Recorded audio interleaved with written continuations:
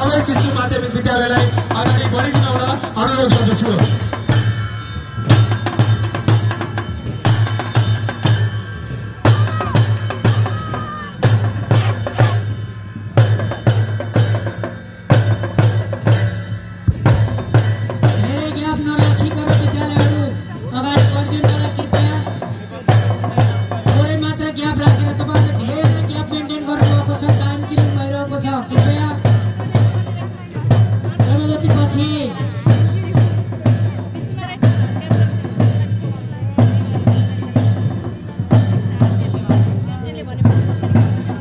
चुरे माध्यमिक विद्यालयको टिम अगाडि बढिसकेको छ, सलामी प्रदान गरिसकेको छ।